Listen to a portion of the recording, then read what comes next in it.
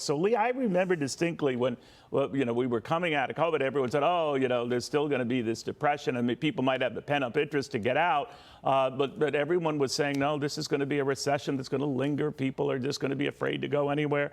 Well, that proved not to be the case. You saw it then. What do you see now?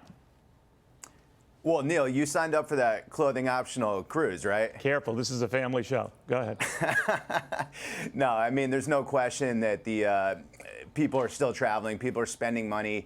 Obviously, cruises are up because they are one of the few things that still give good value, which I'm not a cruiser. I'm not a big fan of it, but I understand why people do, especially if you're traveling with a family. You just want to not really have to do any planning. You're just in one place that moves, and you get to see a bunch of different things, eat and drink as much as you want. You got to fight for the pool chairs, but people will live with that to save a couple bucks, and I really don't see that stopping, especially as the cruise ships just keep getting bigger and grander and more kind of ridiculous. I knew I was going to have you on, Lee, and I wanted to ask you about this phenomenon where apparently, I didn't realize this, when airline seats are booked, the first seats to go are first class seats. When shipping cruise cabins are booked, it's the most expensive ones that are booked first, or you can't get them. I mean, they're the first to go. Why is that?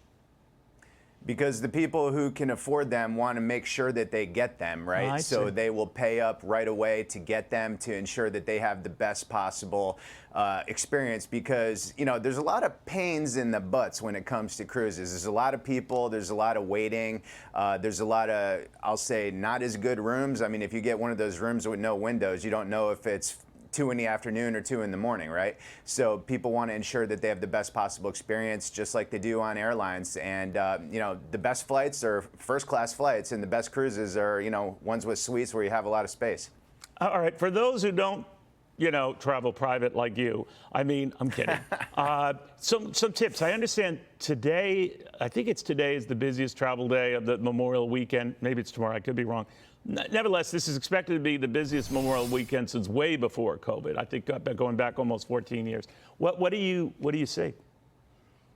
Yeah, they're saying something ridiculous amount of people traveling this weekend, the busiest in almost 20 years, like you said, and most people are driving, but a lot of people are flying too. So whether you're hitting the roads, don't travel at peak times like right now. And same thing tomorrow. Today and tomorrow are the two busiest travel days. And obviously coming back on Monday is going to be a bit of a nightmare. So, plan ahead, go in the morning, go later if you can. And if you're flying, I always say this, take the earliest flight possible, because if there's delays or cancellations, you have the best chance of getting out that particular day.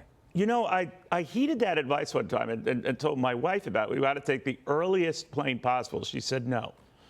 So we didn't take the earliest plane possible. And we waited and waited and waited. So you're right. You're right about that. So I told her that, and nothing. We haven't talked since. Lee, you're the best. I always appreciate it. Have a safe weekend yourself. Neil, you too, my man. Take care. All right, Lee Abbamonte on all of that.